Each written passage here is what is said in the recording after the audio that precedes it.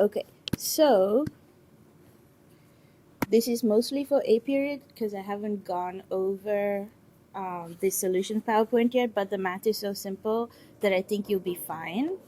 So first, let's talk about matter, I guess. So if you have matter, it can be separated by physical means. If it can be separated, we call that a mixture, okay? If it cannot be separated, then we call it a pure substance.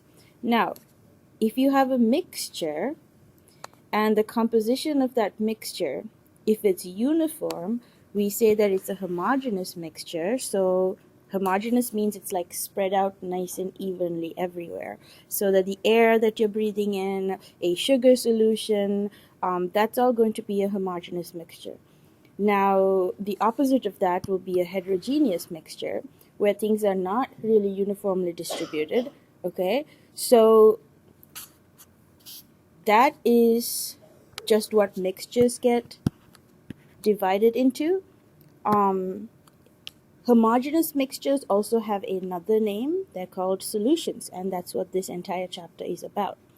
So, pure substances, on the other hand, if you can break it down using chemical means, then it's a compound because it's obviously made up of more than one element. But if you cannot, then it's going to be an element. So you can't break it down even further because an element is just an element. You can't break it down into other elements. All right. So these are two definitions that are really important, solute and solvent. So they're not that hard. A solvent is basically something that dissolves the solute, and the solute is the thing that gets dissolved in the solvent, okay? So if you have a solution, let's say of sugar water, the water will be the solvent, and the sugar, I'll just draw a pile of sugar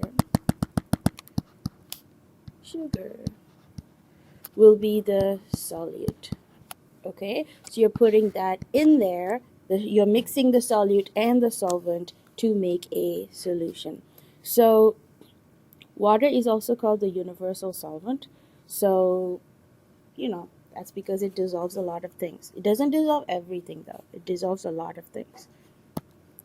Okay, you can write down these examples, but I think you understand what a solution is. This table is useless. Okay, let's talk about the concentration of solutions. So in this slide, what's really important are these two sentences that I'm drawing arrows to. This word, concentration, is really important because concentration is how we describe solutions.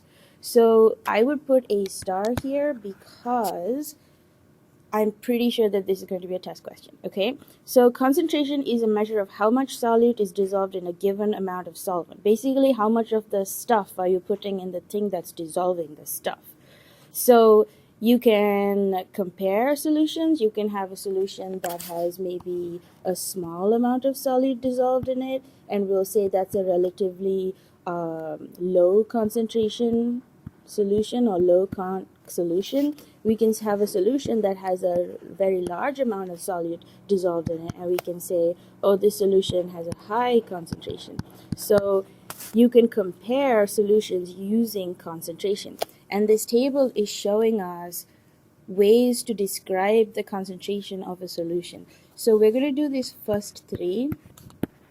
We're going to not do these, okay? So it's only going to be percent by mass, percent by volume, and molarity that we will be using to describe a solution. All right.